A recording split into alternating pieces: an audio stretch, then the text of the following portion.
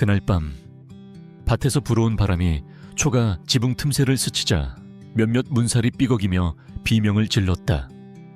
정적에 휩싸인 공간에는 숨결과 사람의 온기만이 공기를 서서히 드고 있었다. 민주는 얇은 이불 아래 조용히 누워 있었다. 밖은 어둠이었고 안에는 이름 붙일 수 없는 기억이 한 여인의 그림자 주위를 맴돌고 있었다. 그녀 향희 씨는 노동재해로 죽은 형 현우의 아내였다.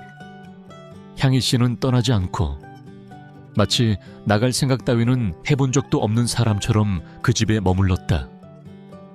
민준에게 그녀는 형수이면서 동시에 막 머리를 감은 듯한 비누와 햇살 냄새, 그리고 벼베기 하던 날의 땀 냄새가 섞인 다정한 그림자였다.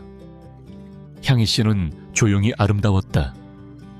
떠들썩하지도 화려하지도 않았지만 피부는 희고 복숭아빛이었으며 머리에서는 늘 어딘가 아침 햇살에 섞인 맑은 향기가 풍겼다.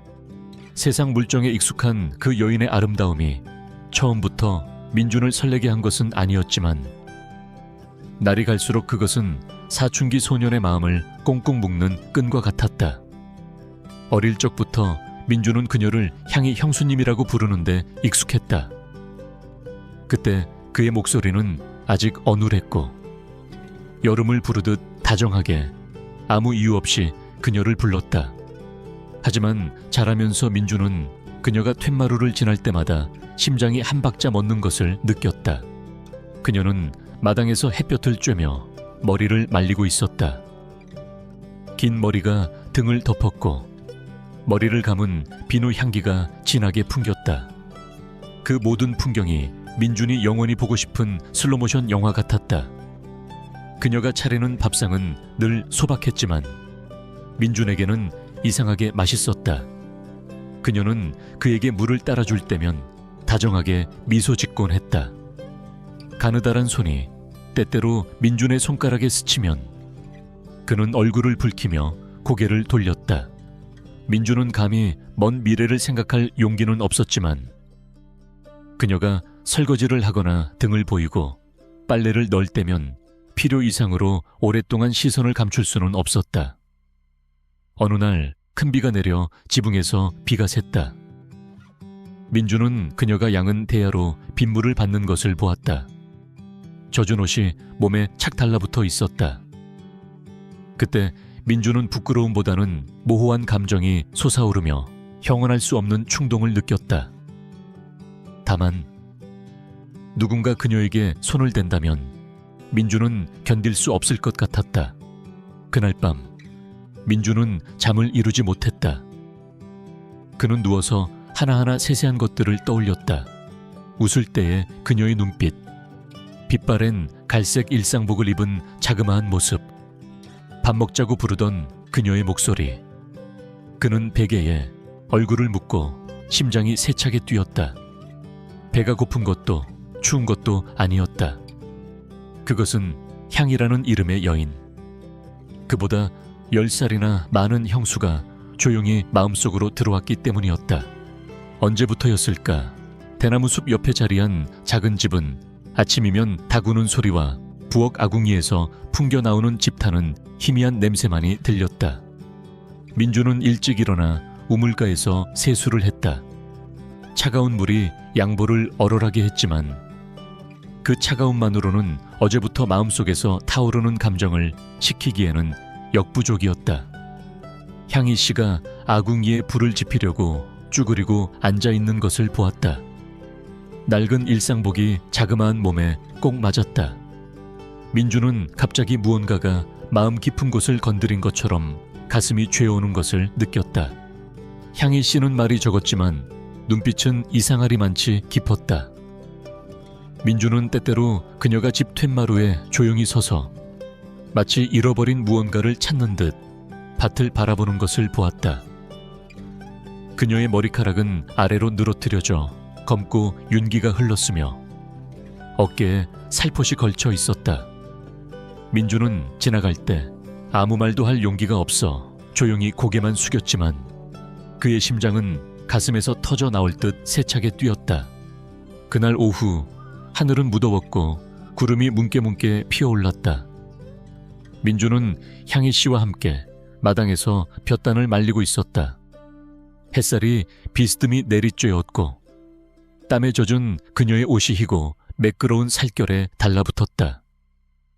민주는 오래 볼 용기가 없었지만 시선은 슬쩍 그녀를 향했고 그녀의 시선을 느끼자 황급히 고개를 돌렸다. 볕단 잘 말려야 해. 소나기라도 오면 헛수고니까. 그녀는 바람처럼 가벼운 목소리로 말했다. 민주는 고개를 끄덕였지만 마음속으로는 이미 볕단 따위는 아랑곳하지 않고 오직 자신의 심장이 쿵쿵거리는 소리만 들릴 뿐이었다. 밤이 되자 어머니 은숙 씨는 피곤해서 일찍 저녁을 먹고 방에서 쉬고 있었다. 민주는 마당 툇마루에 앉아 하늘을 올려다보며 별을 세고 있었다. 향희 씨는 우물가에서 빨래를 하고 있었다. 달빛이 젖은 그녀의 머리카락을 비추었다. 민주는 물 흐르는 소리, 그녀가 옷을 짜는 소리, 그리고 바람이 불어 빨랫줄에 걸린 빨래가 나부끼는 소리를 들었다. 그는 다가갈 용기가 없어 가만히 앉아 그 익숙한 모습에서 눈을 떼지 못했다. 잠시 후 그녀가 빨래가 담긴 바구니를 들고 지나가다 민준 곁을 스칠 때 머리를 감은 비누 향기가 은은하게 풍겼다. 잠이 안 와? 민준 도련님. 그녀가 물었다. 민준은 놀라 말을 더듬었다. 네, 저 그냥 좀 시원한 바람 쐬고 있어요. 그녀는 미소 지었다. 그 눈빛은 이해하는 듯 했지만 더 이상 아무 말 없이 조용히 고개를 끄덕이고 안으로 들어갔다. 민주는 가만히 앉아 있었다. 심장은 세차게 뛰었고 손은 옷자락을 꽉 쥐고 있었다. 그 느낌, 그녀에게 발견되었을 때의 느낌. 그녀의 목소리로 이름이 불렸을 때의 느낌은 달콤하면서도 동시에 죄책감을 느끼게 했다. 그 후 며칠 밤 민주는 편히 잠들지 못했다. 눈을 감을 때마다 향희 씨의 모습이 떠올랐다. 마치 방금 만난 것처럼 생생하게 그 눈빛, 그 손, 그리고 툇마루에서 머리를 말리던 자그마한 모습, 모든 것이 슬로모션 영화처럼 민준의 마음에 새겨져 도저히 지워지지 않았다. 그리고 어느 날 밤 강한 바람이 불고 온 마을이 정전되었다. 민주는 나무집 스치는 소리, 빗방울이 지붕을 가볍게 두드리는 소리를 들으며 누워 있었다. 그가 이불을 머리끝까지 뒤집어 쓰려 할 때 안채 쪽에서 조심스러운 발소리가 들렸다. 향희 씨였다. 그녀는 속삭였다. 민준 도련님, 아직 안 자요. 민준이 대답하기도 전에 그녀는 말을 이었다. 어머니는 주무셔. 천둥이 무서워서 그런데 잠깐 여기 앉아 있어도 될까? 민준은 황급히 일어나 이불 한쪽으로 몸을 옮겼다. 그녀는 옆에 앉았다. 숨소리는 가팠지만 똑똑히 들렸다. 그녀의 머리에서 풍기는 비누 향기가 비바람 냄새와 뒤섞여 공기가 농밀해졌다. 두 사람은 아무 말도 하지 않았다. 어둠 속에서 민주는 그녀의 어깨가 희미하게 떨리는 것을 느꼈다. 그는 조용히 말했다. 추우세요. 이불 한 채 더. 그녀는 대답하지 않고 조용히 고개를 저었지만 몸은 조금 더 그에게로 기울었다. 그 온기, 그 익숙한 시골 여인의 냄새, 모든 것이 민준의 머리를 혼란스럽게 했다. 그는 자신의 손이 저절로 움직여 그녀의 허벅지 위에 놓인 손에 살며시 닿는 것을 느꼈다. 그녀의 손은 차갑고 작았으며 막 피기 시작한 꽃잎처럼 부드러웠다. 그녀는 놀랐지만 손을 빼지는 않았다. 두 사람은 그대로 앉아 있었다. 손을 잡은 채 아무 말도 아무런 움직임도 없이 오직 밖에서 들려오는 단조로운 빗소리와 어둠 속에서 두 사람의 심장이 세차게 뛰는 소리만이 들릴 뿐이었다. 그 비 오는 밤 이후 민준의 마음속에는 마치 보이지 않는 실이 향희 씨에게 얽혀 있는 것 같았다. 그는 그녀의 사소한 행동 하나하나에 신경 쓰기 시작했다. 머리카락을 귀 뒤로 넘기는 모습부터 채소를 씻기 위해 바가지를 들 때까지 그는 더 이상 예전처럼 천진난만하지 않았고 대신 조심스럽고 망설이면서도 열정적인 눈빛으로 그녀를 쫓았다. 어느 한낮 해가 불을 뿜듯 내리쬐었다. 향희 씨는 민준을 불러 마당에서 타작을 했다. 두 사람은 아침부터 점심 무렵까지 묵묵히 일했고 땀으로 흠뻑 젖어 옷은 몸에 달라붙었고 바람 한 점 없이 햇볕만이 살갗을 태울 듯 내리쬐었다. 그녀는 감나무 그늘에서 쉬며 손등으로 이마에 땀을 닦으며 말했다. 팔이 아프네. 먼저 목욕해도 될까? 물 좀 길어다 줄래? 민준은 고개를 끄덕였다. 심장은 마을 축제의 북소리처럼 울렸다. 그는 물을 기르러 갔다. 마음속 혼란을 억누르려는 듯 발걸음은 느렸다. 목욕간으로 돌아오자 그녀는 이미 거기에 서 있었다. 등을 돌리고 있었고 몸에 두른 수건 사이로 희고 동그란 어깨와 땀에 젖은 등이 드러나 보였다. 그녀는 돌아보며 부드러운 목소리로 말했다. 좀 도와줄래? 물이 너무 뜨거워서 잘못 부으면 데일 것 같아. 민주는 다가가 바가지를 들고 한 바가지씩 조심스럽게 그녀의 머리에 물을 부었다. 물이 어깨를 등을 타고 흘러내려 살결의 곡선을 따라 흐르자 민주는 숨을 삼켰다. 비누 향기가 그녀 살결의 온기와 섞여 달콤하면서도 마음을 취하게 하는 마약 같았다. 민주는 시선을 감추려 애썼고 손은 조심스럽게 움직였지만 마음은 파도처럼 일렁겼다. 그녀는 낮은 나무 목욕 의자에 조용히 앉아 있었고 젖은 긴 머리카락이 등 뒤로 늘어져 있었으며 물방울이 목덜미를 타고 흘러 옷의 등 부분이 젖어 얼룩져 있었다.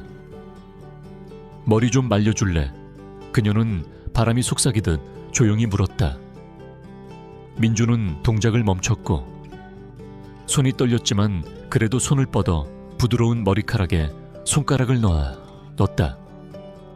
그녀의 머리카락은 따뜻하고 축축했으며 구름처럼 부드러웠다.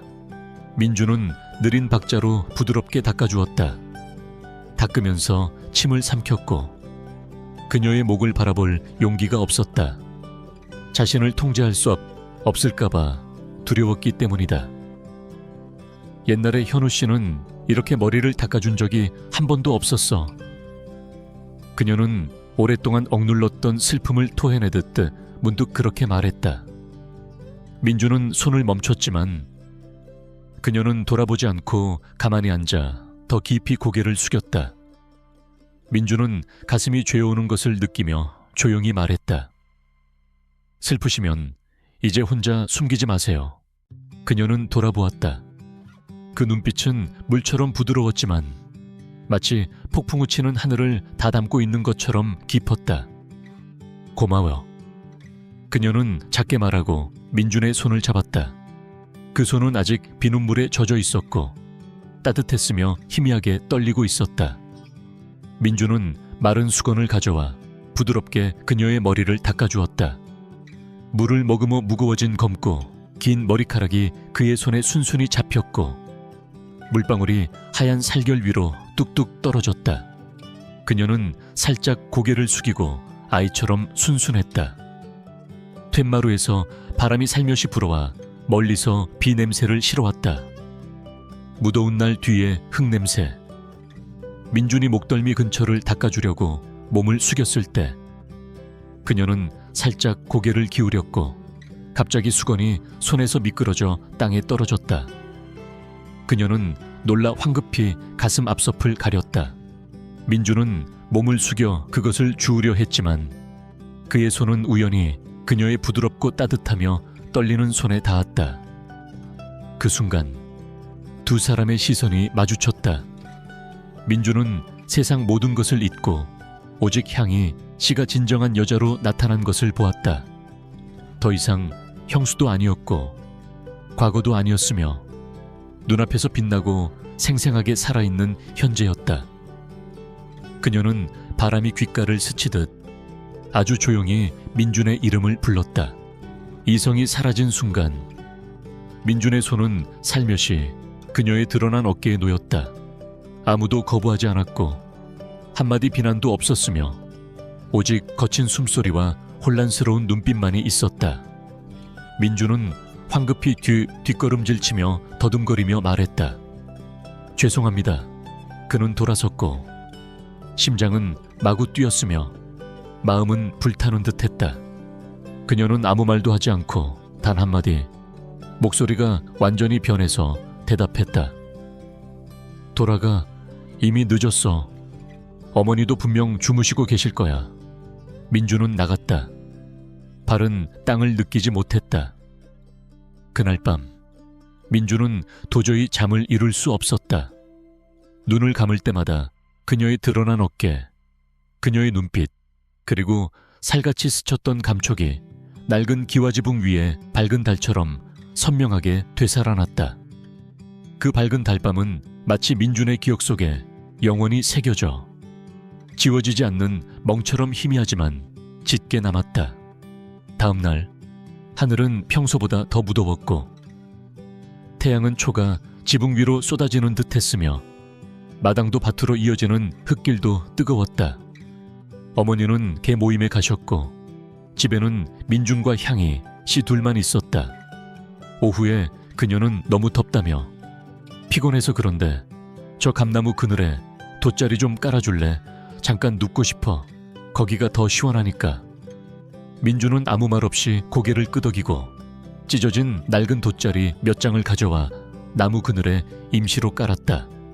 바람이 나무집 사이를 스쳐 지나가며 속삭이듯 살랑거렸고 햇살이 점점이 마른 풀 위에 떨어졌다. 그녀는 옆으로 누워 등을 돌리고 조용히 숨을 쉬고 있었다. 얇은 옷은 땀으로 등에 달라붙어 부드러운 곡선이 선명하게 드러났다. 민준은 옆에 누워 숨도 크게 쉬지 못했고 그녀의 머리에서 풍기는 비누 향기가 바람에 섞여 다시 심장이 마구 뛰었다. 민준은 어느새 산들바람처럼 살며시 그녀의 팔에 손을 얹고 있었다. 그녀는 아무런 반응 없이 조용히 있었다. 그 침묵이 민준을 더 대담하게 만들었다. 그의 손은 그녀의 어깨로 미끄러졌고 가늘고 따뜻했다. 그리고 희미하게 떨렸다. 민준은 그곳에서 작지만 아주 현실적인, 마치 속삭이는 듯한 심장 박동 하나하나를 똑똑히 들었다. 다시 바람이 불었고 돗자리가 가볍게 흔들렸으며 몇 가닥의 짚이 뒤집히고 햇살이 스며들어 그녀의 하얀 등에 빗줄기가 되어 떨어졌다.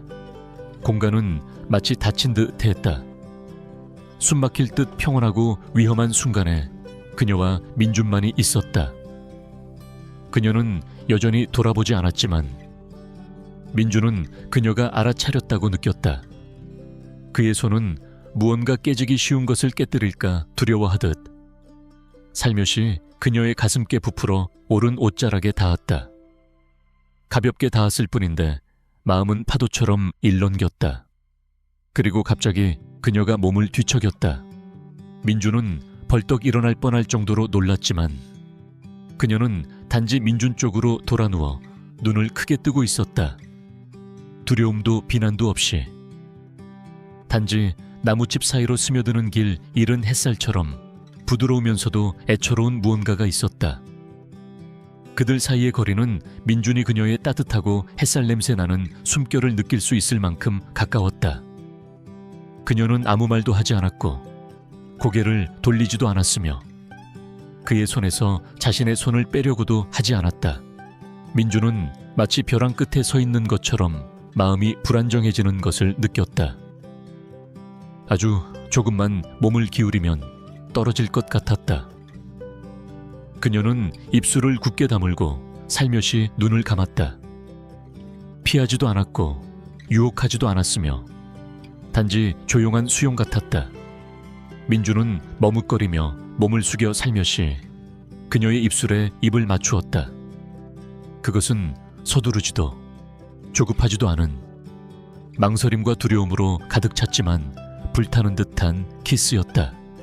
그녀는 살며시 숨을 내쉬었고 작은 손이 민준의 손으로 미끄러져 들어와 말없는 동이처럼 꽉 잡았다. 공간은 마치 정지된 듯 했고 오직 바람소리와 경계선을 넘으려는 두 사람의 격렬한 심장 박동만이 들렸다. 향희씨, 민준 도련님, 자기가 뭘 하는지 알고 있는 거예요. 목소리는 바람에 흩날리는 나무집처럼 떨렸다. 민준은 속삭였고 코를 그녀의 머리카락에 묻었다. 모르겠어요. 그냥 지금 당신에게서 떨어지고 싶지 않아요. 그의 숨결이 그녀의 목에 닿아 진실한 갈망을 전했고 그녀는 희미하게 몸을 떨었다. 그들은 조용히 나란히 누워 있었지만 그 침묵은 차갑지 않았고 마치 조용한 음악 같았다. 두 사람만이 들을 수 있는.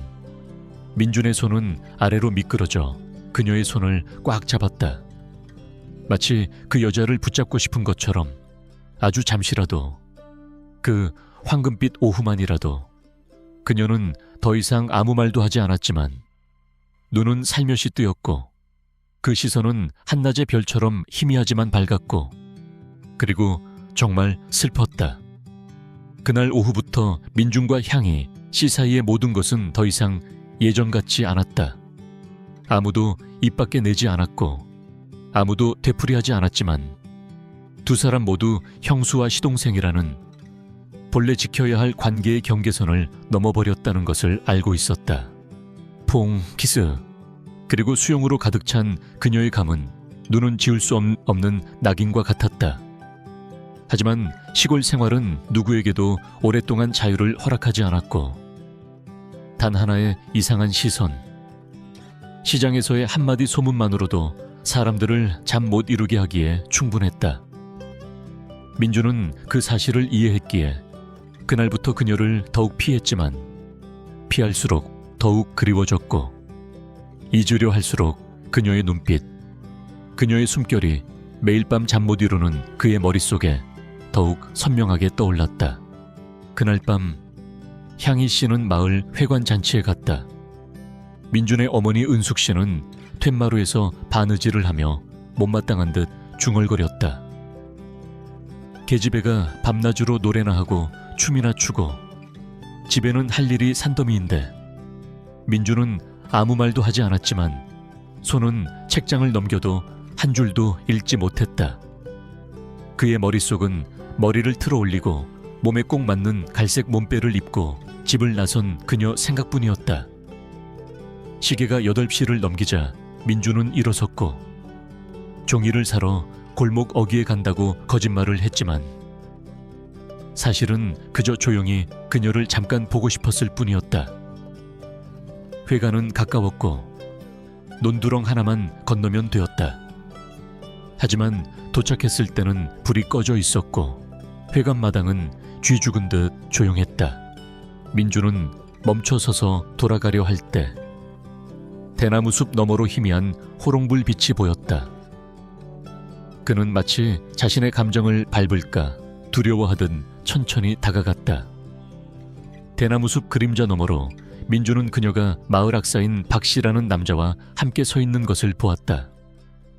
남자는 손을 뻗어 그녀의 머리에서 무언가를 떼어주고 있었다. 아주 가볍고 부드러운 몸짓이었지만 민준에게는 가슴을 곧바로 찌르는 칼과 같았다. 민준은 돌아섰고 심장은 쿵쾅거렸으며 한시도 지체할 수 없어 서둘러 논두렁길을 걸었다. 바짓가랑이는 진흙투성이가 되었지만 아랑곳하지 않았다. 집에 돌아온 민준은 밥도 먹지 않고 아무 말도 하지 않았으며 바깥의 모든 소리를 차단하고 싶은 듯 이불을 머리끝까지 뒤집었었다. 밤새도록 잠들지 못했다.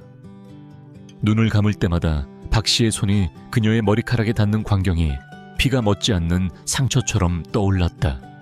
새벽녘 안채에서 조용히 문을 두드리는 소리가 났고 향희 씨의 목소리가 산들바람처럼 부드럽게 들려왔다.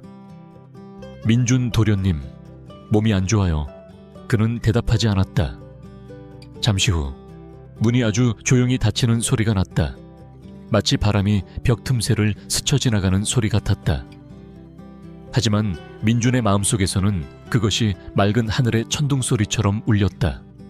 다음 날 아침, 민준이 소를 몰고 밭으로 가는데 이씨 아주머니 넷째 아들의 아내를 만났다.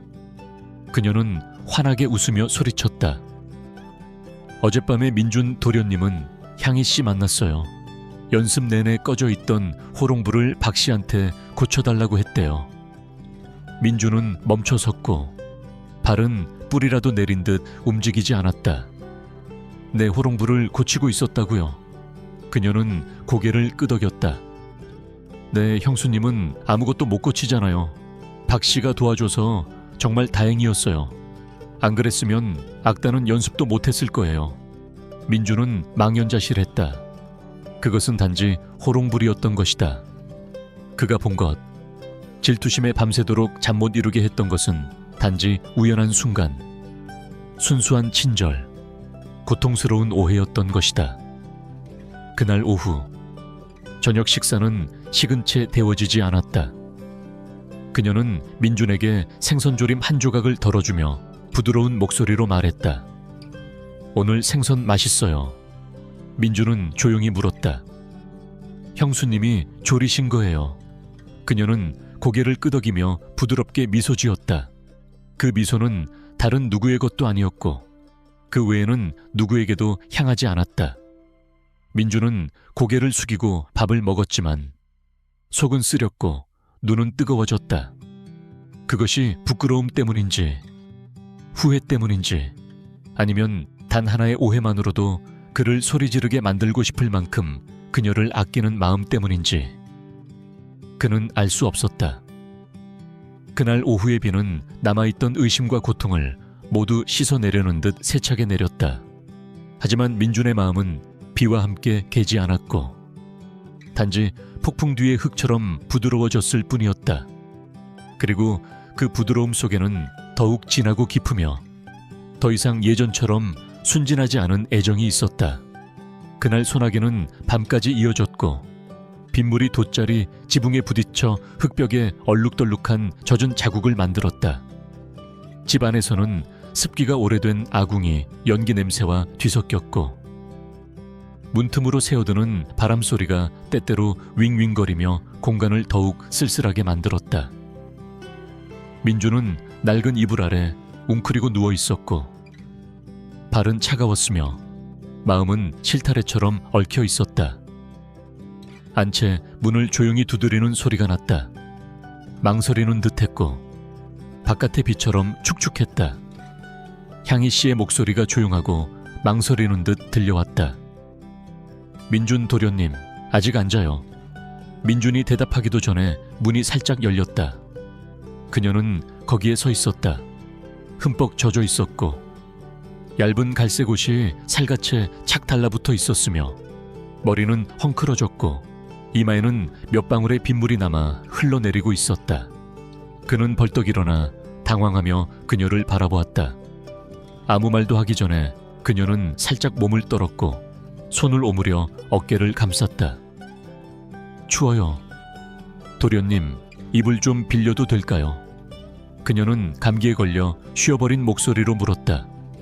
민주는 아무 말 없이 이불을 옆으로 당기고 가까이 다가갔다. 들어오세요. 다 젖었어요. 그녀는 조용하고 조심스럽게 고요한 분위기를 깨뜨릴까 두려워하듯 들어왔다. 민주는 그녀의 어깨에 이불을 덮어주었다. 축축한 옷감이 부드러운 살갗에 닿자 그의 손이 떨렸다. 온기가 서서히 퍼져나갔다. 이불에서뿐만 아니라 두 사람 사이에 숨 막힐 듯한 가까움에서도. 그녀는 앉아 살며시 벽에 등을 기댔고 숨결은 여전히 떨리고 있었다. 잠시 후 그녀는 고개를 기울여 민준을 바라보았다. 그 눈빛은 물밑처럼 깊었다. 아직 화났어요. 그녀는 조용히 거의 죄를 고백하듯 물었다. 민준은 고개를 숙였고 손은 옷자락을 움켜쥐었다. 아니요, 화 안 났어요. 그의 목소리는 갈라졌고 단지 무슨 말을 해야 할지 몰라 말을 중간에 멈췄다. 그녀는 잠자코 있다가 살며시 그의 손 위에 자신의 손을 얹었다. 가늘고 차가운 손가락이 민준의 마음에 낯선 감정을 불태웠다. 언제부터 도련님이 그렇게 변했는지 저는 모르겠어요. 그녀는 수증기처럼 느릿한 목소리로 말했다. 이제 옛날의 아이가 아니네요. 민준은 그녀를 올려다보았다. 바깥의 번개가 공간을 가로질러 그녀의 얼굴을 환히 비췄다. 눈물 어린 눈, 말로 표현할 수 없는 무언가를 품고 있는 듯 깊었다. 때때로 너무 무서워요. 그녀는 말을 이었고 입술은 희미하게 떨렸다. 제가 약해질까봐 무서워요. 더 이상 버티지 못할까봐. 민주는 가슴이 죄어오는 것을 느끼며 살며시 그녀의 뺨에 손을 댔다. 비에 젖어 차가운 살갗이었지만 여전히 부드러웠고 그의 손가락을 떨리게 했다. 그녀는 피하지 않았다. 오히려 눈을 감았고 긴 속눈썹이 내려앉아 마치 이슬을 머금은 듯 젖어 있었다. 가벼운 접촉은 고백 같았고 오랫동안 억눌렀던 감정에 대한 항복 같았다. 사랑해요. 민주는 속삭였다. 마른 둑이 터지듯 쏟아져 나왔다. 그의 목소리는 쉬었고 느렸으며 마치 한 글자 한 글자가 마음 깊은 곳에서 떨어져 나오는 것 같았다. 아주 많이 사랑해요. 언제부터인지 모르겠어요. 단지 당신이 슬퍼하는 것을 볼 때마다 가슴이 아파요. 그녀는 잠자코 있었지만 어깨는 희미하게 떨렸다. 마치 그의 말이 차갑게 식은 그녀의 마음에 불을 지핀 것 같았다. 그리고 갑자기 그녀는 민준의 어깨에 머리를 기댔다. 단순한 행동이었지만 그것은 수영의 하늘 전체를 동반했다. 그녀의 숨결은 가빴지만 들어왔을 때처럼 떨리지는 않았다. 저도 그래요. 그녀는 말했다. 목소리는 바람처럼 조용했다. 그 말은 민준을 울고 싶게 만들었지만 울 수 없었다. 그는 단지 그녀의 어깨를 살며시 감싸 안았고 경험 많은 그 여자를 팔에 안았다. 마치 지켜주고 싶은 것처럼, 단 한 번만이라도 자신의 것으로 만들고 싶은 것처럼 그들은 그대로 가만히 앉아 있었다. 밖에서는 비가 하늘의 자장가처럼 단조롭게 내리며 어둠 속에서 모든 것을 감추고 있었다. 서두르지도 열광적이지도 않은 접촉, 단지 부드러움, 성실함, 그리고 이해만이 있었다. 처음으로 민주는 그녀가 형수도 아니고 과거의 사람도 아니며 아주 현실적이고 아주 가까이 그의 가슴에 기대어 조용하지만 간절하게 있는 여자라고 느꼈다. 다음 날 아침 하늘은 맑았고 해는 일찍 떴지만 평소처럼 뜨겁지는 않았다. 햇살이 나무집 사이로 스며들어 민준이 향희 씨 옆에 조용히 누워있는 돗자리를 비추었다. 그는 눈을 떴고 몸에는 아직 그녀의 온기가 남아있었으며 마음은 얽힌 실타래처럼 어지러웠다. 집안은 이상할 정도로 조용했고 단지 벽 틈새로 새어드는 바람소리와 마당에서 지저귀는 몇 마리 새소리만이 들렸다. 향희 씨는 아직 자고 있었다. 벽 쪽으로 돌아 누워 숨결은 규칙적이고 깊었으며 긴 머리카락은 베개에 흩어져 있었고 몇 가닥의 헝클어진 머리카락이 옷깃에 걸려 있었으며 하얀 살갗에는 베개 자국이 희미하게 나 있었고 부드러운 빛이 얼굴에 비쳐 그 얼굴을 더욱 평온하게 보이게 했다. 마치 밤이슬을 머금은 한 송이 꽃 같았다. 민주는 조용히 누워 만질 용기도 부를 용기도 없었다. 어떤 소리라도 그 순간을 깨뜨릴까 두려웠기 때문이다. 고뇌에 차고 부드러움에도 가득 찼던 비, 오는 밤 이후의 순간. 잠시 후 그녀는 몸을 뒤척이며 눈을 떴고 시선은 민준과 마주치자마자 황급히 고개를 돌렸다. 일어났어요. 그녀의 목소리는 바람에 날아갈 듯 작고 가냘팠다. 네, 민주는 대답했고 눈은 여전히 그녀에게서 떨어지지 않았다. 그녀는 일어나 살며시 옷깃을 여몄다. 그 동작은 느리고 아주 신중했다. 여전히 낡은 옷, 여전히 평소의 향이 씌었지만 그녀의 옷차림은 달랐다. 마치 두 사람 사이에 새로운 거리가 조용히 형성된 것 같았다. 그녀는 마당으로 나가 세수를 했다. 민주는 집 안에 앉아 작은 창문 너머로 그녀의 모습을 눈으로 쫓았다. 그녀의 모습은 평소보다 더 야위어 보였고 어깨는 형언할 수 없는 무언가에 짓눌린 듯 처져 있었다. 민준의 어머니는 그 후 일어났고 어젯밤부터 식은 밥상을 힐끗 보더니 아무 말 없이 조용히 소를 몰고 풀을 베러 나갔다. 민준은 어머니의 눈빛을 똑똑히 보았다. 분노는 아니었지만 더 이상 부드럽지도 않았고 반쯤 의심하고 반쯤 무언가를 추측하는 듯한 시선이었다. 향희 씨는 솥을 씻고 쌀을 씻고 아궁이에 불을 지펴 평소처럼 가지 된장국을 끓였다. 하지만 그녀의 움직임에는 무언가 달랐다. 느리고 신중했으며 단 한 번도 민준 쪽을 보지 않았다. 그날 하루 종일 그들은 서로 얼굴을 피했댔다. 밭에 갈 때는 그녀가 먼저 가고 민준이 뒤따라갔다. 집에 돌아오면 그녀는 방으로 들어갔고 민준은 밖에 앉아 있었다. 모든 것은 예전과 같았지만 단지 민준의 마음만이 더 이상 예전 같지 않았다. 그날 밤 민준은 툇마루에 멍하니 앉아 있었다. 대나무 숲 너머로 가느다란 초승달이 희미하게 보였고 이웃 아이들이 개구리를 잡으러 가자고 서로 불렀다. 웃음소리가 온 동네에 시끄럽게 울려 퍼져 민준의 마음을 더욱 공허하게 만들었다. 그는 가만히 앉아 아이들 사이에서 흔들리는 손전등 불빛을 눈으로 쫓았지만 마음은 비오는 밤, 그녀의 품 안, 그리고 바람처럼 작은 그녀의 말들로 흘러가고 있었다. 저도 그래요. 잠시 후 향희 씨가 막 꿰맨 옷을 들고 나왔다. 바느질은 곱고 꼼꼼했다. 민준의 어머니는 이 옷은 민준이 학교에 입고 가도록 꿰맨 것이라고 말했다. 그녀는 민준을 보지 않고 조용히 말했다. 옷은 단단히 고쳐놨어요. 해지지 않게 입어요. 그녀의 목소리는 낮았고 눈은 먼 곳에서 떨어지지 않았다. 민준은 고개를 끄덕이고 옷을 받아들었고 입술이 떨렸다. 고맙습니다. 그 말은 두 사람 사이에 떠있는 무언가에 닿을까 두려워하듯 작았다. 아무도 어젯밤 이 일을 입에 올리지 않았고 아무도 빗속의 포옹에 대해 가슴에 사무친 속삭임에 대해 말하지 않았다. 하지만 그녀의 눈 속에서 민준은 분명한 두려움을 보았다. 만약 입 밖에 내면 모든 것이 부서져 버릴 것이라는 두려움. 그리고 만약 침묵하면 그것이 마음속 깊은 곳에서 끝까지 타오를 것이라는 두려움.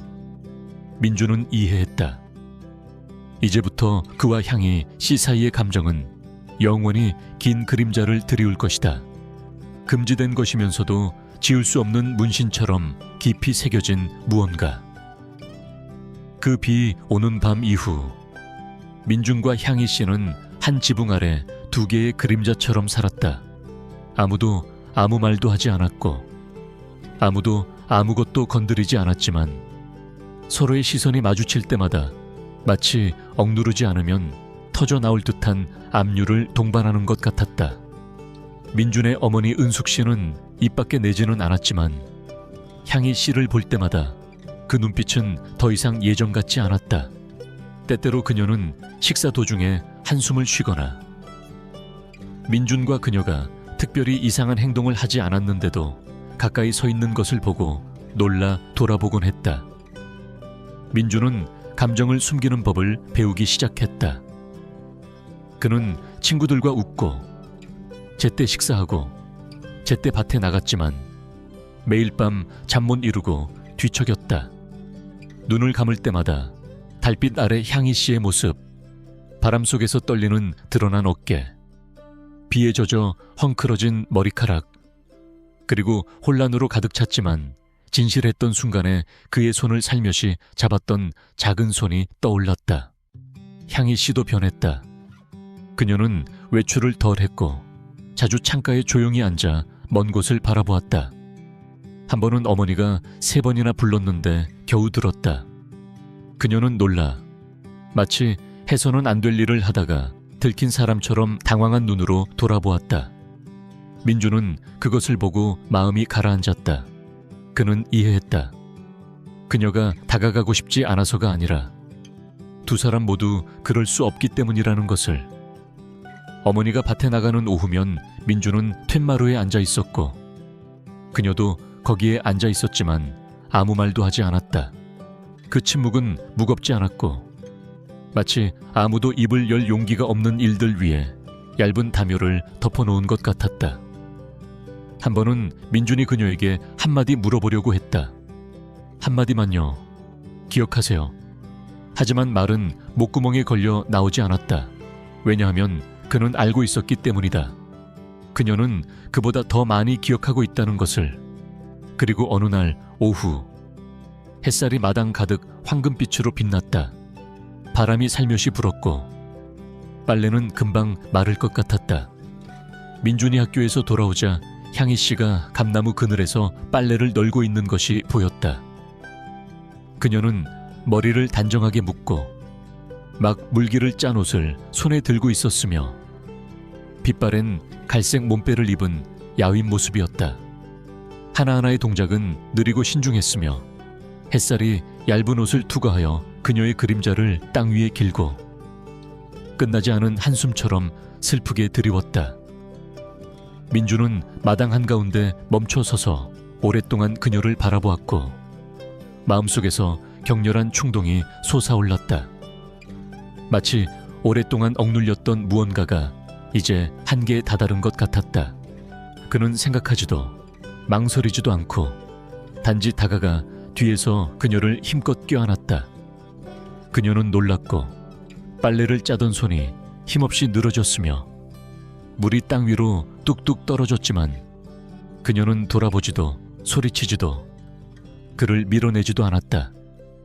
그녀의 몸은 희미하게 떨렸고 가냘픈 어깨는 조용히 숙여졌으며 입은 무언가를 삼키는 듯 굳게 다물어져 있었다. 민주는 팔에 힘을 주었고 마음은 두려움과 애정과 그리고 이 순간 이후 그들이 어디로 갈지 모른다는 생각에 떨렸다. 향희 씨, 더 이상 못 참겠어요. 민주는 속삭였고 숨결이 그녀의 목덜미에 닿아 며칠 동안 쌓였던 온기를 전했다. 그녀는 대답하지 않았지만 그녀의 침묵은 거절이 아니라 조용한 수용이었다. 그녀의 숨이 가빠졌고 젖은 옷 아래 가슴이 오르락내리락 했다. 그 순간 세상은 마치 멈춘 듯 했다. 오직 두 사람의 심장 박동만이 하나가 되었고 오직 바람만이 옷자락을 스쳐 지나갔으며 햇살만이 머리카락 사이로 스며들 뿐이었다. 그리고 우물과 무궁화 덤불 쪽에서 아주 작은 소리가 들렸다. 민주는 얼어붙어 돌아보았다.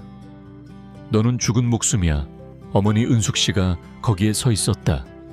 그녀의 눈은 크게 뜨여 있었고 손에는 아직 대나무 바구니를 들고 있었으며 마치 귀신이라도 본 사람처럼 얼굴이 창백했다.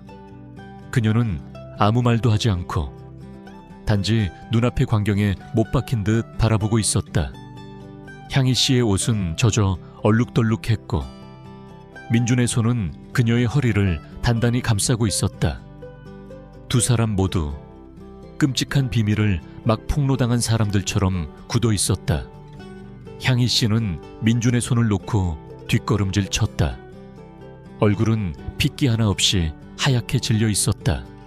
그녀는 무언가 말하고 싶었지만 목이 메어 말이 나오지 않았다. 민준도 말을 할 수 없었다. 은숙 씨는 돌아섰고 마치 산 전체를 짊어진 것처럼 느리고 무거운 발걸음으로 떠나갔다. 그날 오후 아무도 밥 먹으라고 부르는 소리가 없었고 마당을 쓰는 빗자루 소리도 대나무 숲 너머 소 울음소리도 없었으며 단지 침묵만이 있었다. 폭풍 전의 고요함이었다. 향희 씨는 밤중에 떠났다. 한마디 말도 남기지 않고 한마디 작별 인사도 없이. 아침이 되자 그녀가 민준을 위해 꿰맨 옷만이 침대 위에 단정하게 놓여 있었다.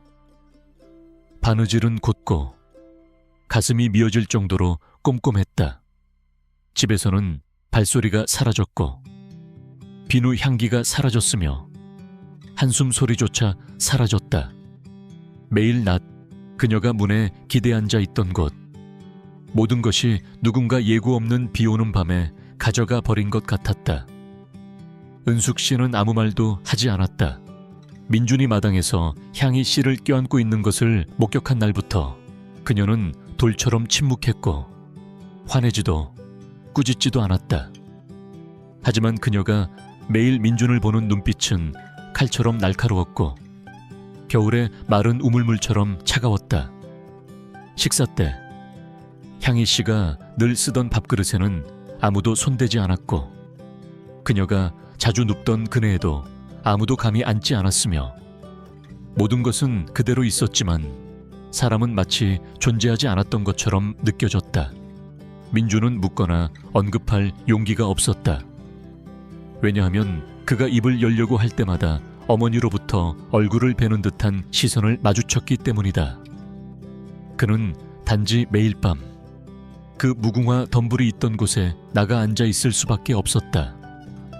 그날 어머니가 서 있던 곳, 마음은 바람에 쓸려나간 마당처럼 텅 비어 있었다.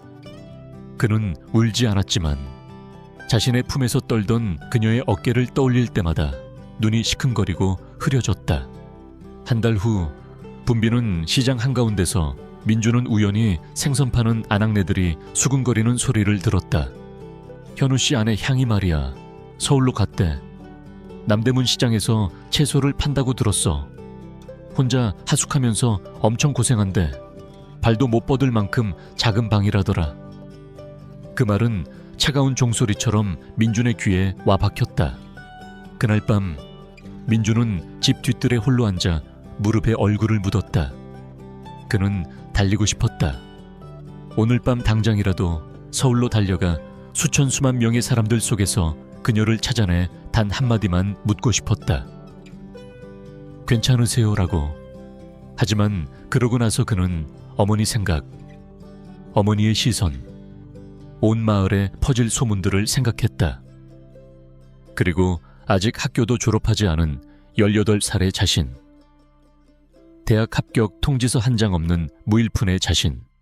민준은 짐이 되고 싶지 않았고 하물며 향희 씨 인생의 오점이 되고 싶지도 않았다.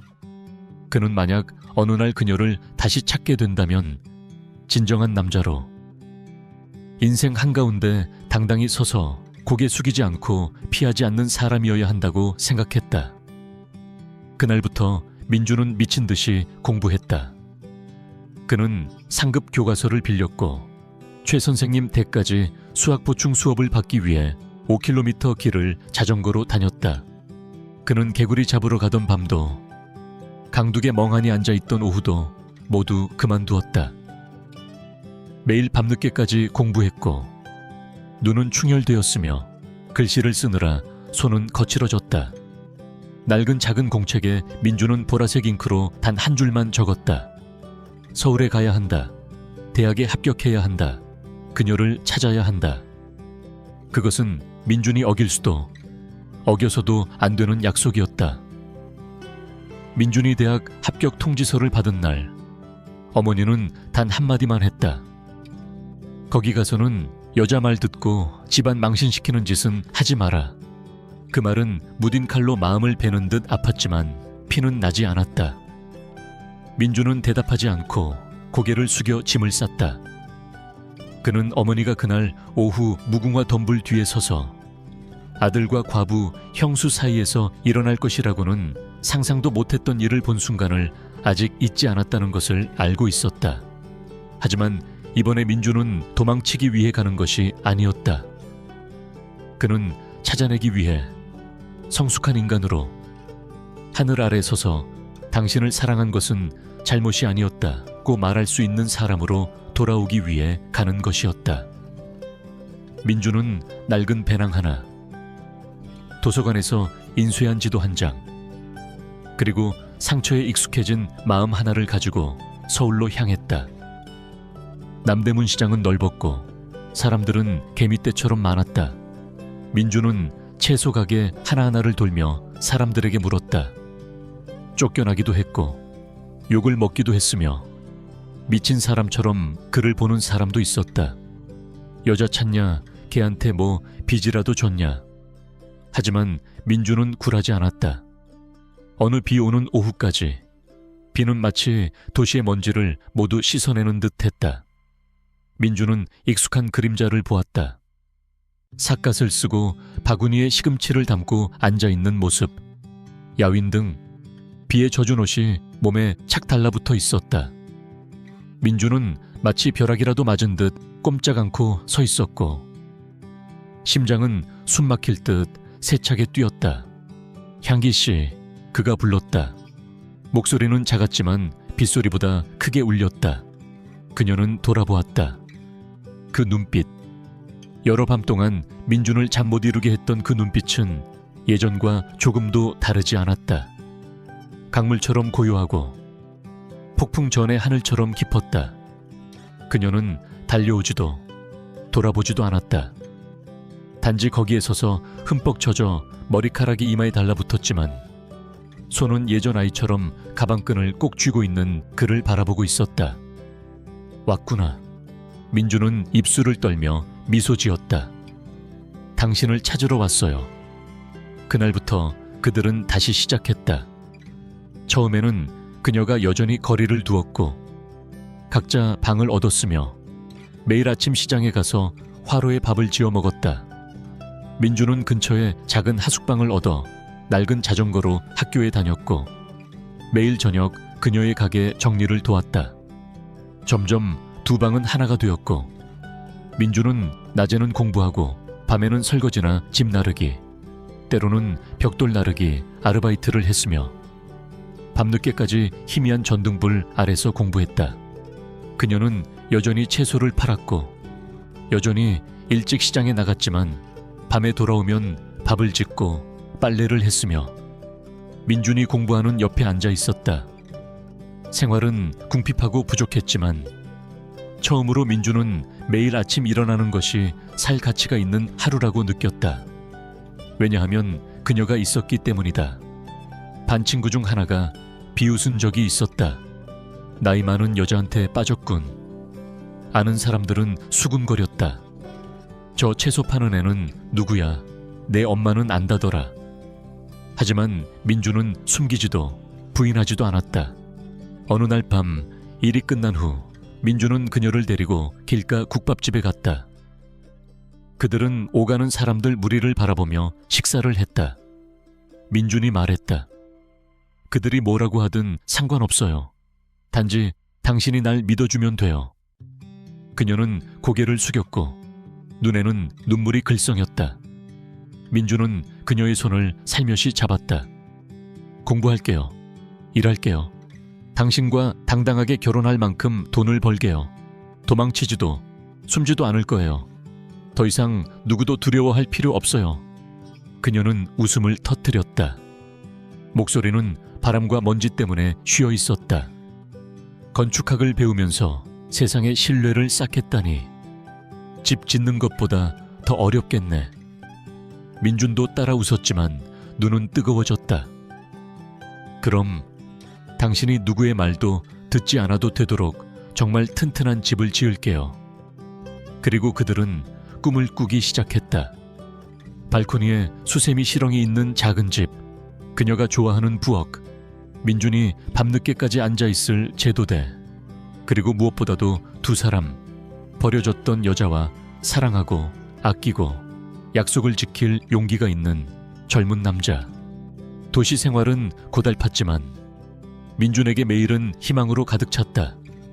그는 밤낮으로 공부했고 손을 쉬지 않고 일했으며 단지 하루빨리 향희 씨를 세상 사람들 앞에서 아내라고 부를 수 있도록 예전처럼 도망치거나 숨어 지내지 않고 당당한 사람이 되기를 바랐다. 하지만 인생은 언제나 사람이 선택한 길을 온전한 두 발로 끝까지 걷게 해주는 것은 아니었다.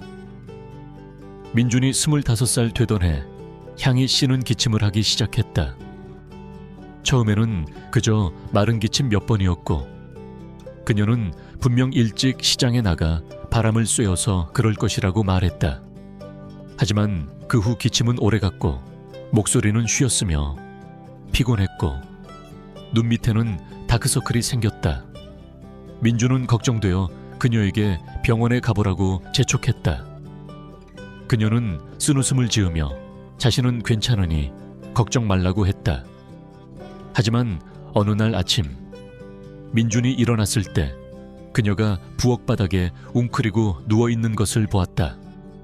손에는 아직 씻지 않은 시금치 한 단을 쥐고 있었고 냄비의 물은 끓어 넘쳐 타는 냄새가 났다.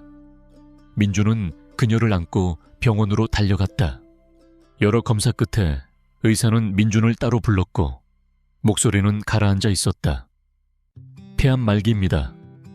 그 순간 민준의 머리는 누군가에게 세게 맞은 듯했고 손발은 차가워졌으며 입은 굳어 아무 말도 할 수 없었다. 병을 알게 된 후 향희 씨는 마침내 사실을 털어놓았다. 그녀는 몇 달 전에 이미 검사를 받았지만 민준의 공부와 일을 방해하고 싶지 않아 숨겼던 것이다. 창가에 멍하니 앉아있던 시간, 아침 일찍 피곤해서 일어나지 못했던 날들, 모든 것이 징후였다. 그것을 알아채지 못한 자신을 그는 미칠 듯이 자책했다. 민주는 아르바이트를 그만두고 집에서 그녀를 간호했다.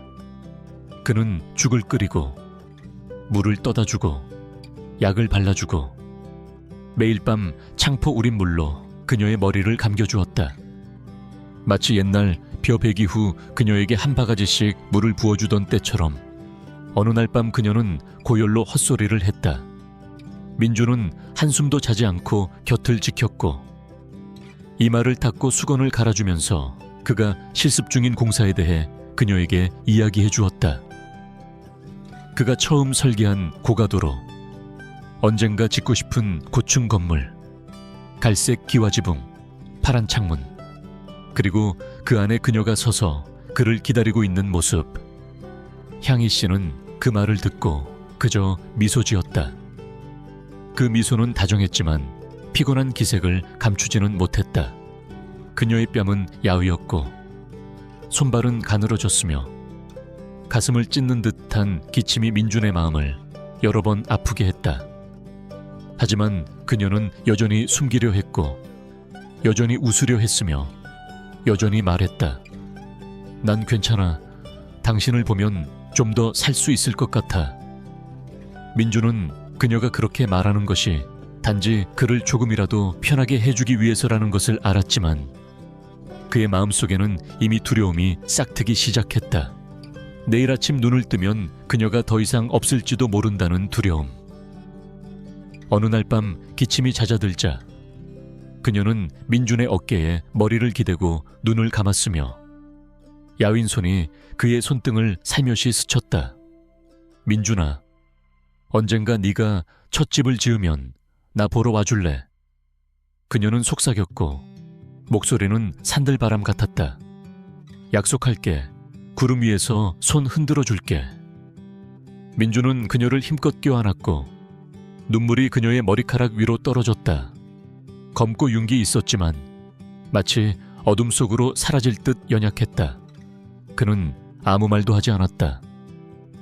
왜냐하면 만약 말하면 옛날 빗속에서 조용히 등을 돌리고 떠나간 사람의 이름을 부르던 아이처럼 울음을 터뜨릴 것을 알았기 때문이다. 향희 씨는 맑은 햇살이 비추는 이른 아침에 세상을 떠났다. 서울 가을 특유의 매섭지는 않지만 가슴속까지 시린 마른 햇살이었다. 민주는 일찍 일어나 평소처럼 죽을 끓이려다 그녀가 조용히 누워있는 것을 보았다. 두 눈은 반쯤 감겨 있었고 손에는 작고 구겨진 종이 한 장을 꼭 쥐고 있었다. 거기에는 그녀의 익숙한 기울어진 글씨가 적혀 있었다. 민준에게 정말 행복하게 살아. 결혼해서 아이도 낳고 나보다 더 많이 웃어. 언젠가 네가 찻집을 지으면 나 보러 와줘. 약속할게. 구름 위에서 손 흔들어 줄게. 민준은 곁에 앉아 눈물도 흘리지 못하고 그저 목이 메어 숨도 쉴 수 없었다. 그녀의 손은 이미 차가웠고 얼굴은 창백했으며 마치 아침 햇살 속으로 사라지는 듯했지만 입가에는 여전히 희미한 미소가 어려 있었다. 민준이 옛날에 보았던 다정한 미소. 그녀가 툇마루에서 머리를 말릴 때마다 그는 그녀의 머리카락을 쓰다듬었다. 한 올 한 올이 구름처럼 기억처럼 부드러웠다. 그리고 살며시 그녀의 이마에 입을 맞추었다. 약속은 지킬게요. 민준의 목소리가 갈라졌다. 안심하고 잠깐만 자요. 멀리 가지 마세요. 향이 씨의 장내는 간소했고 요란한 음악도 없이 단지 몇몇 오랜 시장 친구들과 같은 줄에서 채소를 팔던 몇몇 아주머니들이 조용히 와서 배웅했다. 민주는 그녀의 유골함을 맡겠다고 했다. 언젠가 고향에 데려다 줄게요. 라고 말했다. 그녀는 떠났다. 하숙방은 마치 절반이 텅 빈 것 같았다. 매일 아침 잠에서 깰 때마다 민주는 여전히 놀라 침대 반대편으로 손을 뻗었다. 밥을 지을 때마다 그는 여전히 무심코 두 번째 밥그릇을 꺼냈다. 그리고 매일 밤처럼 양철 지붕에 떨어지는 빗소리가 민준을 떠올리게 했다. 옛날 비 오는 밤, 처음 그녀가 그의 가슴에 기댔던 밤. 두 사람 모두 추위와 애정으로 떨고 있었다. 세월이 흘러 민준은 졸업하고 취직하고 그리고 결혼했다. 민준의 아내 지은 씨는 서쪽 지방 출신의 다정하고 말수가 적은 여자로 인내심 있고 꾸준한 애정으로 민준을 사랑했다. 그들에게는 두 아이가 생겼고 아들과 딸이었으며 향희 씨가 좋아했던 수세미 실험과 허브를 심은 발코니가 있는 작은 집에 살았다. 민준의 어머니 은숙 씨는 그 사건 이후 많이 늙었다. 향희 씨가 죽었다는 소식을 들은 후로는 한마디도 하지 않았다. 하지만 민준이 그녀의 이름을 입에 올릴 때마다 그녀의 눈빛은 더 이상 날카롭지 않았고 단지 후회 같은, 말로 표현할 수 없는 뒤늦은 속죄 같은 무언가를 담고 있었다. 어느 초겨울 날 민준은 아내와 아이들을 데리고 고향에 돌아가 그녀의 유골함을 가져갔다. 그는 언덕 중턱에 작은 땅을 사서 보라색 국화를 심고 어린 소나무 숲을 만들었으며 그리고 향이 민준의 삶을 바람처럼 스쳐 지나갔지만 영원히 다정한 하늘을 남겨준 사람이라고만 새겨진 묘비를 세웠다. 그날 민준의 가족 모두가 묘 옆에 섰다. 두 아이는 지저귀며 꽃을 닦고 아내는 조용히 향을 피웠으며 그리고 은숙 씨는 묘 가장자리에 앉아 흐릿한 눈으로 먼 곳을 바라보고 있었다. 바람이 그녀의 새하얀 머리카락을 스쳐 지나갔고 아무도 아무 말도 하지 않았으며 단지 소나무 흔들리는 소리와 언덕 전체에 퍼지는 국화의 달콤한 향기만이 있었다. 민주는 무릎을 꿇고 묘비에 손을 얹고 조용히 속삭였다. 향희 씨, 첫 번째 집은 다 지었어요. 두 번째 집도 짓기 시작했어요. 그리고 제 마음은 예전과 조금도 다르지 않아요. 단지 이제 다른 사람을 아프게 하지 않고 사는 법을 배웠을 뿐이에요. 바람이 소나무 숲을 스쳐 지나갔고 나무집 흔들리는 소리는 마치 향희 씨가 웃는 소리 같았다. 비누처럼 옛날 바람 부는 날 헝클어진 머리 냄새처럼 부드럽지만 결코 사라지지 않는 추억처럼 다정한 미소.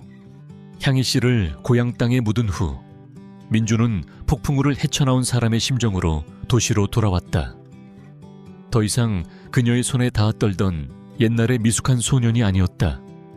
더 이상 하숙비를 벌기 위해 몇 줌의 채소를 팔기 위해 그녀를 태우고 서울 골목길을 누비던 학생이 아니었다. 이제 민주는 이름난 건축기사였다. 강남구나 강북구의 고층 건물들에는 그의 거친 두 손의 흔적이 남아있었다. 때때로 계약서, 설계도, 도면 더미에 파묻혀 있을 때면 민주는 문득 그녀를 떠올렸다. 그 기억은 폭풍처럼 격렬하게 솟아오르는 것이 아니라 아침 안개처럼 조용하지만 차갑게 스며들었다. 때로는 공사 현장 한가운데 서서 작업복 사이로 바람이 불고 철골 냄새가 코를 찌를 때도 그는 기억 속 어딘가에서 머리를 감은 비누 향기를 문득 느끼곤 했다. 그 냄새는 마치 마음에 새겨진 그녀의 모습 그 자체처럼 끈질기게 맴돌았다. 어느 날 낡은 서류를 정리하다가 민주는 우연히 그녀가 예전에 쓰던 수첩을 발견했다. 수첩은 낡았고 종이 가장자리는 구겨졌지만 글씨는 여전히 선명했고 약간 왼쪽으로 기울어진 필체는 마치 말로는 표현하지 못하면서도 늘 그를 향해 기울어져 있던 여인 같았다. 어느 페이지엔가 민준의 목을 매게 하는 한 문장이 있었다. 만약 어느 날 네가 다른 사람을 사랑하게 된다면 그녀의 머리를 비눗물로 감겨주는 걸 잊지 마. 너는 머리 말려주는 솜씨가 아주 좋으니까. 나는 그게 참 좋았어. 민주는 수첩을 닫고 이 말을 책상에 기댔다. 슬퍼서가 아니라 마음이 너무 아팠기 때문이다. 소리내어 울 수 없는 아픔은 냇물 바닥의 조약돌처럼 무겁고 길게 이어졌다. 민준의 아내 지은 씨는 남편과 향이라는 이름의 여자 사이에 있었던 모든 일을 알지는 못했지만 민준의 삶을 아주 깊이 스쳐 지나간 여자가 있었다는 것은 알고 있었다. 드물게 한가한 어느 날 밤 아이들이 잠든 후 지은 씨는 민준의 어깨를 주무르며 문득 작게 물었다. 그분 향이라는 이름 맞죠? 민준은 놀라지 않고 고개를 끄덕였다. 그녀는 잠시 침묵하다가 말을 이었다. 질투하는 건 아니에요. 그냥 가끔 그분에 대해 조금씩 얘기해줬으면 좋겠어요. 당신이 어떤 사람을 그렇게 사랑했는지 알고 싶어서요. 민주는 돌아서서 그녀의 손을 잡았고 감사함과 아픔을 동시에 느꼈다. 잊으라고 강요하지 않아줘서 고마워. 지은 씨는 다정하게 미소 지었고 그 눈빛은 아주 여성스러운 관용으로 빛났다. 과거는 잊기 위한 게 아니라 지금 가진 것을 소중히 여기기 위해 있는 거예요. 만약 향희 씨가 없었다면 분명 지금의 당신을 만나지 못했을 거예요. 그녀의 말에 민주는 침묵했다. 그는 이해했다. 사람을 사랑한다는 것은 단지 마음에 간직하는 것뿐만 아니라 그들이 남긴 삶을 계속 살아가는 것이라는 것을 바르게, 당당하게, 그리고 어딘가 먼 곳에서 누군가가 미소 지을 수 있도록 살아가는 것. 그날부터 매주 일요일 오후 민주는 아내와 아이들을 공원에 데리고 갔고 그런 다음 서점에 들러 딸을 위해 동화책 몇 권을, 막내 아들을 위해 조립 모형 하나를 샀다. 돌아오는 길 차는 옛날 남대문 시장 근처를 지나갔다. 민주는 아무 말도 하지 않고 단지 살짝 속도를 줄여 옛날 채소 가게 한 귀퉁이를 힐끗 보았다. 여전히 낡은 양철 지붕의 가게들이 늘어서 있었고 손님과 상인들로 붐볐으며 파와 고수 냄새, 방수포에 맺힌 비 냄새는 여전히 그곳에 있었다. 단지 채소를 다듬고 다정하게 웃던 사람은 더 이상 없었다. 하지만 민주는 슬프지 않았다. 왜냐하면 이 서울 어딘가 한 구석, 수백만 개의 불빛 속에서 그가 예전에 살았고 선택했으며 정말 아름다웠고 결코 후회하지 않았던 삶의 일부가 있었기 때문이다. 시간이 흘러 민준의 머리에는 흰머리가 희끗희끗했고 한때 단단했던 두 손은 여러 해 동안의 분주함으로 야위었다. 하지만 누군가 민준 씨, 인생에서 후회하는 거 있어요? 라고 물을 때마다 그는 그저 웃으며 고개를 저었다. 아니요, 잃어버린 것들도 제 인생의 일부예요. 잊을 수 없다면 간직하는 거죠. 그뿐이에요. 결혼 15주년 기념일에 지은 씨는 아이들에게 친가를 보여주고 향희 씨 묘에 들르자고 제안했다. 분명 그분도 우리 가족이 행복한 걸 보면 기뻐하실 거예요. 민주는 아내의 말에 할 말을 잃었고 눈시울이 뜨거워졌다. 슬퍼서가 아니라 마음이 너무 벅차서였다. 그들은 7월 어느 날 산들바람이 불고 언덕 중턱에 노란 국화가 만발할 무렵 고향에 돌아왔다. 두 아이는 뛰어놀며 꽃을 땄고 지은 씨는 묘비를 닦았으며 민주는 조용히 익숙한 풍경을 바라보고 있었다. 소나무 숲은 여전히 속삭이듯 살랑거렸고 고향 흙에 축축하지만 이상하게 편안한 냄새가 났다. 그녀의 묘 앞에서 민주는 향을 피우고 말린 창포 한 묶음을 차가운 묘비 위에 올려놓았다. 그는 고개를 숙여 속삭였다. 보고 계세요. 우리 집은 제가 예전에 약속했던 것처럼 풍족해요. 매일 당신을 기억하고 있어요. 하지만 이제 더 이상 아프지 않아요. 당신은 제가 간직하기로 선택한 아름다운 기억이에요. 도망치지도 숨기지도 않고요. 지은 씨는 민준의 어깨에 손을 얹었지만 아무 말도 하지 않았다. 그녀의 침묵은 오래된 상처에 살며시 닿는 것 같았다. 아프지는 않았고 단지 그것이 예전에 존재했다는 것을 알리기 위해서였다. 그날 오후 온 가족은 민준과 향이 씨가 예전에 등을 기댔던 감나무 그늘에 앉았다. 나무는 여전히 그곳에 있었고 줄기는 더 굵어졌으며 가지는 시원하게 펼쳐져 있었다. 민준은 아이들에게 옛날 아빠가 여기에 있었고 채소를 뽑고 옥수수를 따고 향이라는 이름의 여자와 함께 벼베기를 했으며 그 사람이 아빠에게 누군가를 평생 사랑하는 법을 가르쳐 주었다고 이야기했다. 막내딸이 어리둥절하며 물었다. 그럼 향이 아줌마는 아빠의 옛날 애인이야? 민주는 웃음을 터뜨리고 딸의 머리를 쓰다듬었다. 하지만 향이 아줌마는 애인이 아니야. 아빠가 은혜를 입은 사람이야. 만약 그분이 없었다면 아빠는 지금처럼 크지 못했을 거야. 지은 씨는 옆에 앉아 오후 햇살 속에서 눈이 부드러워졌다. 그녀는 끼어들지도 질투하지도 않았다. 왜냐하면 그녀는 이해했기 때문이다. 곁에 없어도 영원히 마음의 일부로 남아있는 사람이 있다는 것을, 그리고 잊기 위한 것이 아니라 매일 더 바르게 살도록 일깨워주는 상처가 있다는 것을. 돌아오는 길, 옛날 둑길을 지났다. 장마철이면 민준이 물에 잠긴 논으로 갔던 곳이다. 그는 낡은 오토바이에 두 사람을 태우고 가는 젊은 부부를 보았다.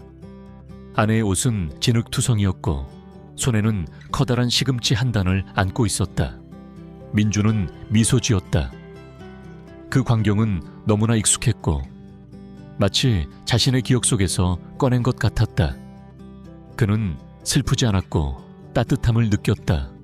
왜냐하면 어딘가 인생의 어느 한 구석에서 다른 향이 씨가 다른 누군가에게 자신이 예전에 사랑했던 것처럼 아주 조용하고 끈기 있게 사랑받고 있을지도 모른다는 것을 알았기 때문이다.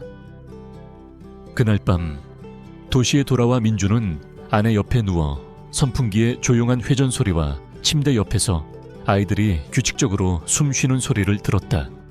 잠은 느리지만 깊게 찾아왔다.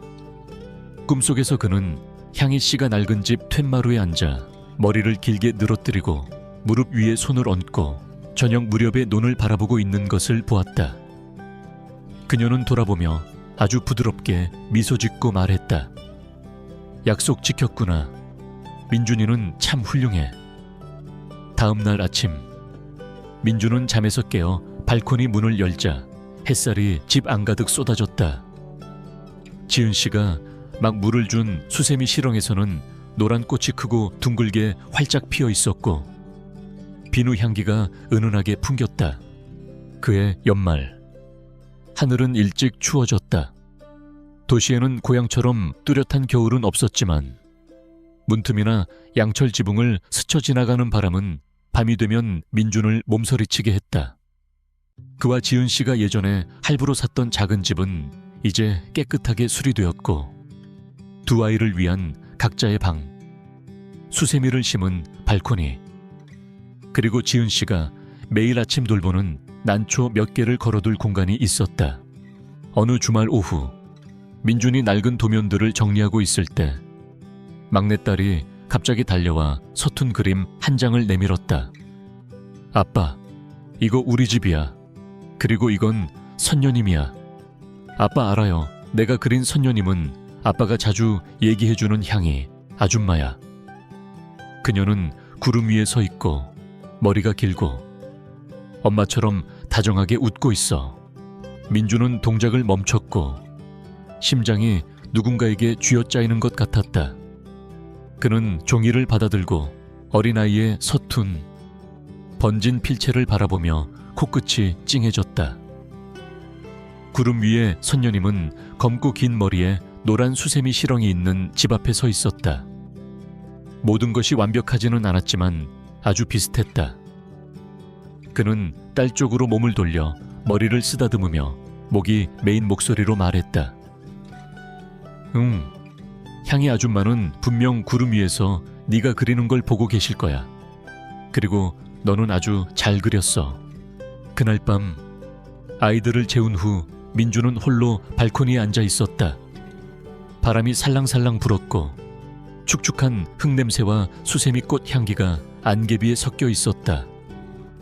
손에는 아내가 타준 생강차를 들고 도시 사이의 흐릿한 하늘을 바라보며 머릿속에서는 기억이 슬로모션 영화처럼 되살아났다.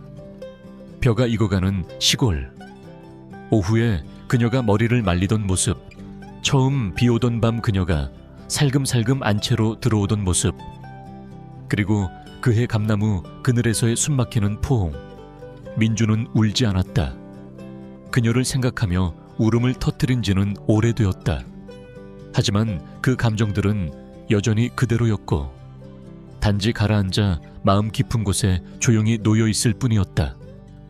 연못 바닥의 조약돌처럼 아무도 보지 못하지만 여전히 무거운. 다음 날 아침 민준이 자전거를 타고 출근하려 할 때 손이 우연히 지은 씨가 고향에서 가져와 말리던 창포 단지에 스쳤다. 창포 향기가 갑자기 이상할 정도로 진하게 풍겨 민준의 마음을 아리게 했다. 그는 멈춰서서 바닥에 떨어진 창포 한 줄기를 주워 마치 아직 치우지 못한 기억 한 조각을 쥐고 있는 것처럼 손안에서 굴렸다.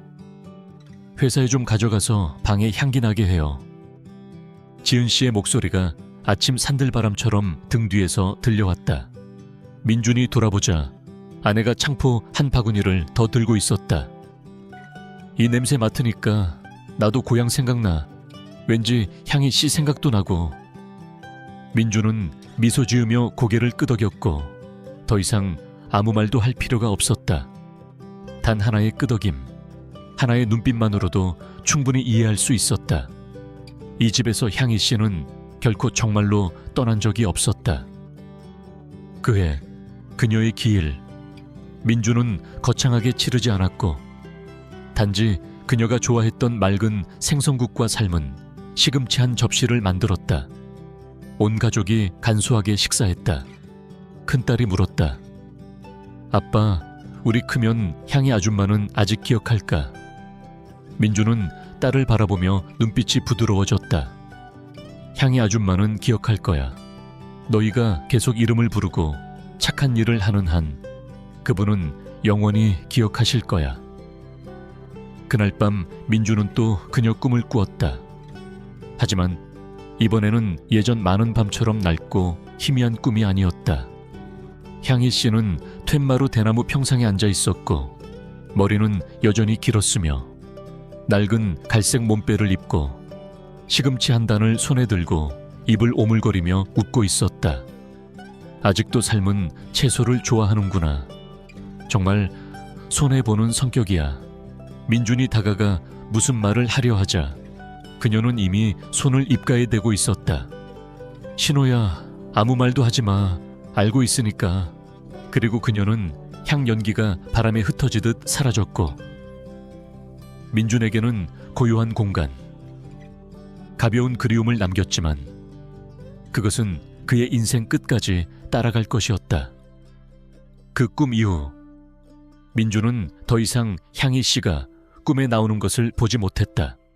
잊었기 때문도, 아픔이 가셨기 때문도 아니었다. 마치 그녀 자신도 남은 사람들이 평온하게 살아가고 멀어진 과거에 발목 잡히지 않도록 해야 한다는 것을 이해한 것 같았다. 하지만 민준의 마음속에서 그녀의 모습은 여전히 타오르지는 않지만 결코 꺼지지 않는 잔불 같았다. 인생은 느린 박자로 흘러갔다. 민준은 여전히 일했고 아내는 여전히 아이들을 돌봤으며 두 아이는 하루하루 자랐고 착하고 부모님을 사랑했다. 가끔 한가할 때면 온 가족이 공원에 놀러 갔다가 골목 어기 포장마차에 들렀다. 옛날 민준이 향희 씨의 손을 잡고 제대로 된 집을 짓겠다고 맹세했던 곳. 어느 늦은 오후, 서울이 장마철에 접어들 무렵, 민준은 예전에 시공했던 은평구의 낡은 공사 현장을 다시 찾을 기회가 있었다. 그곳은 임대주택 단지로 그는 예전에 뜨거운 햇볕 아래 땀을 흘렸고 시멘트 먼지 속에서 두 사람을 위한 집을 꿈꿨던 곳이었다. 긴 복도, 똑같은 창문들이 황혼을 비추자 민준은 문득 가슴이 저미는 것을 느꼈다. 그는 옥상으로 올라갔다. 예전에 여러 번 도면을 그리며 앉아 있었고 식은 커피를 손에 들고 먼 하늘을 바라보며 향희 씨가 발코니에 서서 머리카락이 바람에 날리는 모습을 상상했던 곳. 지금 그 옥상에는 물탱크와 사람들이 햇볕을 쬐기 위해 가져다 놓은 몇 개의 선인장 화분이 있었지만 옛날의 느낌은 전혀 사라지지 않았고 단지 창문 저편에서 기다리는 사람은 더 이상 없었다. 공사 현장을 떠나면서 민준은 남대문 시장에 들렀다. 그는 아내에게 말하지 않았고 아이들도 데려가지 않았으며 단지 혼자 조용히 그 채소 가게와 생선 가게들 사이를 걸었다.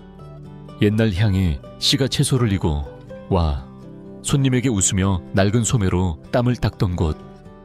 그 채소 가게는 이제 검은색 운동복 바지를 입고 머리를 높이 묶은 젊은 여자의 것이었고 시장 할머니와 가격을 흥정하고 있었다.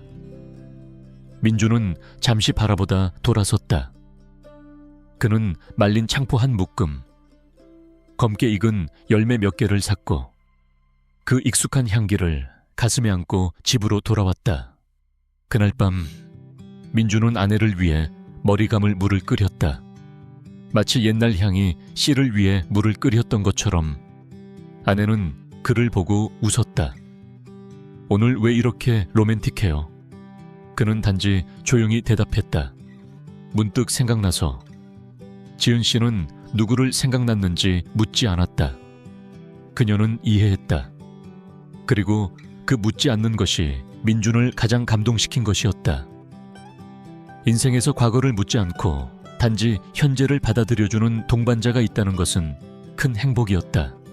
민준은 아내의 머리를 아주 부드럽게 감겨주었다.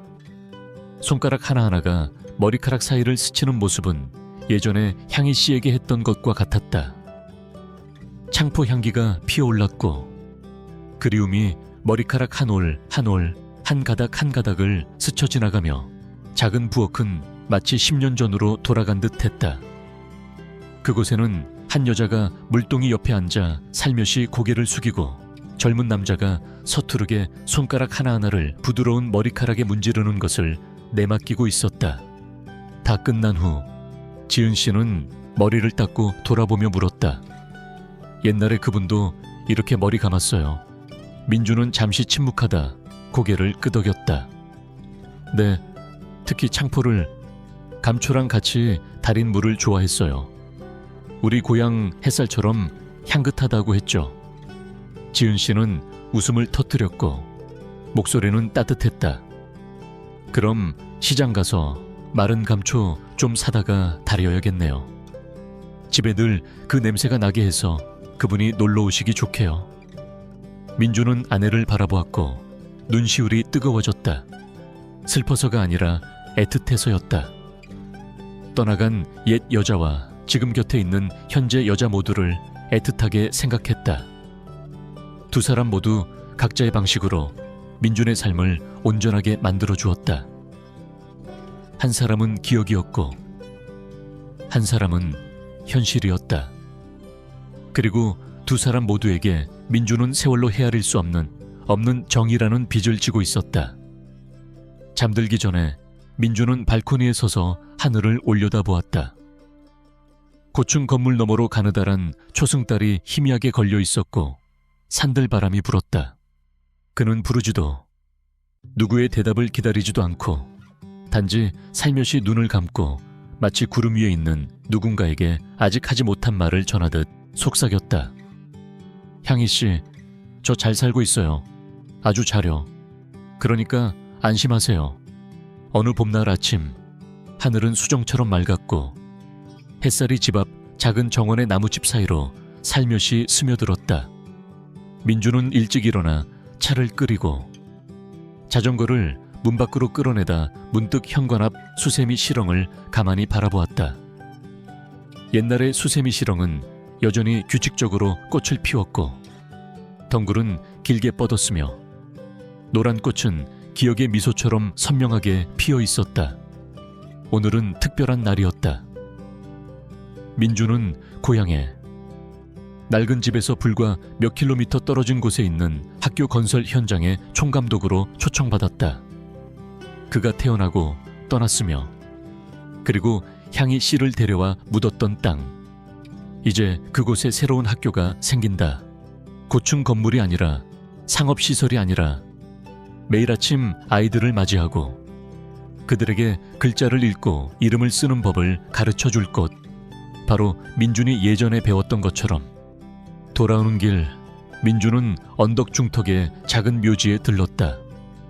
보라색 국화가 만발했고 그 은은한 향기가 바람에 실려 퍼지고 있었다. 그는 창포 한 묶음을 향희 씨 묘에 놓고 조용히 앉았다. 그곳은 이제 더 이상 쓸쓸하지 않았고 꽃도 소나무도 부드러운 풀도 있었으며 민준을 따라 찾아왔던 아이들의 발자국까지 있었다. 그는 차 한 잔을 따라 묘비 앞에 놓고 천천히 말했다. 향희 씨, 학교 공사가 곧 시작돼요. 제가 기초와 주요 구조 부분을 맡게 됐어요. 마치 당신을 위해 튼튼하고 햇볕 잘 드는 새 집을 짓는 것처럼 벽돌 하나하나, 철근 하나하나 정성껏 그릴 거예요. 바람이 불었고 국화 잎이 흔들렸다. 소나무 소리는 속삭임 같았다. 민주는 하늘을 올려다보았고 눈은 여전히 18살 소년이었을 때처럼 깊었다. 단지 지금 그 시선에는 견고함, 침착함, 그리고 평온함이 더해져 있었다. 일어나서 민주는 손을 털고 꽃다발을 바로잡은 다음 고개를 숙였다. 돌아오는 길에 그는 마을 어기 찻집에 들러 아이스 아메리카노 한 잔을 시켰다. 옛날 향이 씨가 아주 싫어했던 것이다. 마실 때마다 얼굴을 찡그리며 너무 써 라고 말했었다. 그는 한 모금씩 마시며 입가에 미소를 지었다. 슬프지도 기쁘지도 않은, 단지 사랑하고 잃고 간직하고 그리고 마침내 받아들인 사람의 미소였다. 저녁에 돌아오자 두 아이가 문 밖으로 뛰어나와 아버지를 맞았다. 막내 아들이 수업 시간에 그린 새 그림을 손에 들고 자랑했다. 아빠 보세요. 교문 앞에 창포나무가 있는 학교를 그렸어요. 민주는 웃으며 아이를 번쩍 들어안고 이마에 입을 맞추었다. 잘 그렸네. 나중에 학교 다 지어지면 친구들 데리고 와서 공부하고 향이 아줌마 이야기해줘. 막내딸이 장난스럽게 끼어들었다. 향이 아줌마는 우리 집 선녀님이야. 온 가족이 함께 웃었다. 웃음소리는 저녁 햇살 속에서 수세미 시렁을 지나 마당을 지나 그리고 지은 씨가 설거지하는 창문 너머로 부드럽게 울려 퍼졌다. 그날 밤 따뜻한 저녁 식사 후 민주는 발코니에 잠시 서 있었다. 바람은 산들거렸고 멀리 도시의 불빛이 반짝였다. 그는 웃옷 주머니에서 낡은 종이 한 장을 꺼냈다. 그것은 향희 씨가 죽기 전에 쓴 편지였고 익숙한 기울어진 글씨체였다. 만약 어느 날 네가 행복하다면 매일 잘 사는 것으로 내게 알려줘. 그걸로 충분해. 민주는 그것을 접어 책상 서랍에 넣고 방으로 들어갔다. 아내는 아이를 재우고 있었고 목소리는 들판의 바람처럼 부드러웠다. 그는 아내 옆에 앉아 손을 잡았다. 그 손은 그와 함께 많은 가시밭길을 헤쳐온 손이었다. 함께 해줘서 고마워. 내 마음에 아직 낡은 상처가 있을 때조차도. 지은 씨는 그의 손을 꼭 잡고 조용히 말했다. 그분은 분명 기뻐하실 거야. 마침내 당신이 온전하게 살고 있으니까. 민주는 아무 말 없이 고개를 끄덕였다. 밖에서는 수세미 시렁이 산들바람에 다시 흔들리고 있었다. 하늘에는 둥근 황금빛 달이 떠 있었다. 그리고 어딘가 아주 높은 구름 위에서 머리 긴 한 여인이 툇마루에 기대앉아 미소 짓고 있을지도 모른다. 달은 높이 떴고 발코니 바람은 아직 축축한 창포 향기를 때때로 실어와 작은 집의 고요한 공기 속에 부드럽게 감돌았다. 민주는 거기에 서서 난간에 기대어 별 없는 밤하늘 저편을 바라보고 있었다. 마음속 모든 것이 가라앉았고 더 이상 갈망도 고통도 없었으며 단지 무언가 아주 가벼운 것, 마치 깨달음 같은 것만이 남아있었다. 향희 씨가 떠나던 날, 만약 그가 더 침착했고 어머니에게 맞설 용기가 있었으며 분명한 말을 할 용기가 있었다면 어쩌면 모든 것이 달라졌을지도 모른다. 하지만 누구나 예전에 후회했던 일들을 통해 성장해야 한다. 그녀는 떠났고 민준의 마음에 깊은 애정을 남겼다.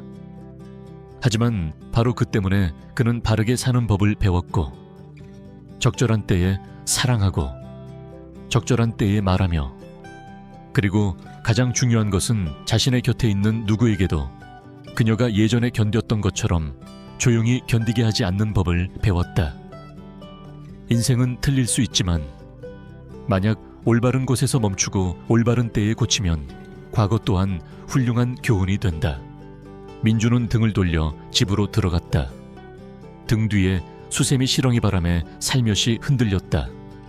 거실에서 새어나오는 노란 불빛 아래 지은 씨가 아이를 재우는 소리가 조용히 들려왔다. 아가야, 잘 자. 내일 또 향이 아줌마 보러 가자. 바람이 집 안으로 불어왔고 아주 부드러운 어루만짐처럼 다정했다. 밖에는 어딘가 구름 위에 분명 아직 한 여인이 앉아 턱을 괴고 머리카락을 바람에 날리며 아주 부드럽게 미소 짓고 있을 것이다. 왜냐하면 마침내 옛날의 남동생은 자랐고 약속대로 바르게 살고 있기 때문이다.